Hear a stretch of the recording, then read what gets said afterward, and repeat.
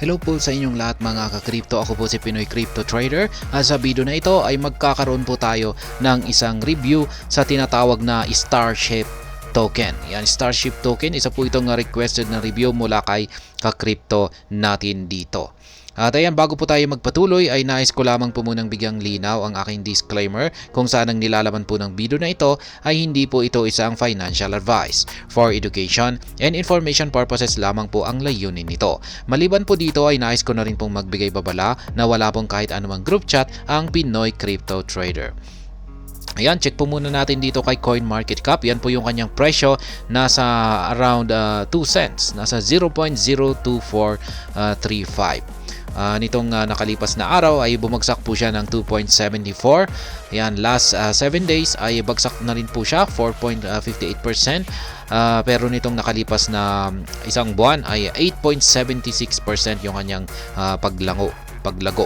Ayan, 1 year ay 68.36%. Kaya ayan, bagsak po siya. At ayan, yung kanyang market cap ay nasa 460,428. Yan, mababa po yung kanyang market cap. Yung kanyang trading volume ay nasa $660 lamang.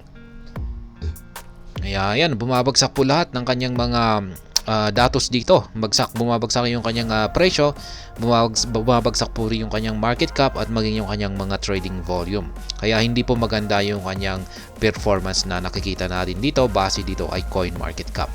Ayan, gumagamit po siya ng BNB Smart Chain o BEP20. Kaya ayan, kay Binance po siya. At ayan, yung kanyang rating ay meron po siyang 3.9 na star rating. Ayan, mataas po yung binigay na star rating ni Cyberscope sa kanya, 4.0. At kay Certic ay pasado na rin naman po siya, nasa 3.7 na star rating. Kaya average ay nasa 3.9 yung kanyang star rating. Ayan, ito naman po yung kanilang X account. Ayan, meron po silang followers na nasa 12.8k na followers. Ayan, Starships plus Collector's Item. Yan po yung kanilang official na X account dito. Ayan, August 21 pa yung kanilang recent update dito. Ayan, August 31. Ayan, matagal-tagal. Parang hindi po sila madalas na magbigay ng update dito sa kanilang Twitter. Mukhang parang napabayaan na po yung kanilang Twitter account dito. Ayan, ito naman yung kanilang website at makikita po natin na ayan, isa po itong laro. Ayan, game. Pagdating pa lamang sa kanyang mga design ay ayan, isa po itong game. Ayan, explore, earn, and join. Ayan, members playing to earn. Ayan, play to earn po siya. Ayan, may mint first edition. Yan po yung kanilang ayan, parang Starship. Ayan. At ayan, ang aking review naman dito. Pagdating naman po sa aking review rito ay masasabi ko po na ang Starship Trooper ay medyo okay naman po yung kanyang naging paglabas, pero unti-unti po siyang ayan, medyo hindi naging maganda yung kanyang performance. Ayan, kung yung tanong po rito ay maganda ba itong investment? Maganda bang mag-invest or mag-hold or bumili ng token ng bumili ng Starship token? Ang masasabi ko po rito ay hindi po tayo nakakasiguro rito.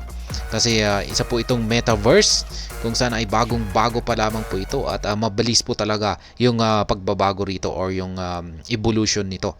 Wala po tayong hindi po tayo nakakasiguro kung ang project na ito ay magiging successful. Yan po kasi mahirap sa mga bagong-bago pa lamang. Ayan. Mukhang ang Starship token ay parang wala po akong nakikita na parang magandang features nito. Ayan, at mukhang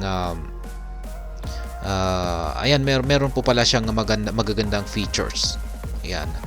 Ayan, may promising features po siya. At maliban po dyan ay yung nakikita ko po rito ay meron po silang magaling na mga team. At malakas na rin po yung kanilang meron na rin po silang strong community.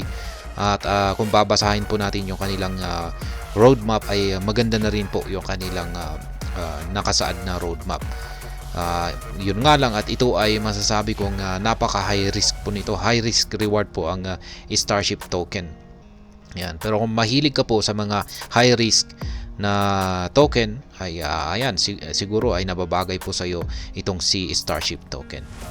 Kaya ayan yung mga masasabi ko po na good side or maganda po rito na nakita ko kay Starship token na ito ay syempre meron po silang mga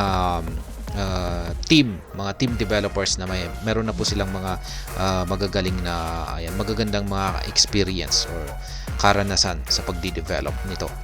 Kaya maliban po diyan ay meron naman po silang mga community support. Sumusuporta sa kanila na mga followers.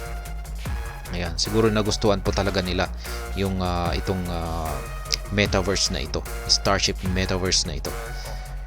Ayan, at gaya ng sinabi ko kanina, kung babasahin po natin yung kanilang white paper at i-check natin yung kanilang roadmap, ay meron naman po silang maganda na roadmap. Napaka-ambitious na roadmap. At sana nga ay magagawa nilang maipatupad ito or makumpleto ang mga ito. At ayan, ang Starship token ay listed na rin po siya sa ilang mga major crypto exchanges. Ayan, yun nga lang, at ang meron siyang mababang low market cap kumpara sa ibang mga metaverse projects. Ayan, yung negative side naman po rito na masasabi ko rito kay Starship token ay yan nga, high risk, high reward po ito. Para po sa mga investors ito or holders na talagang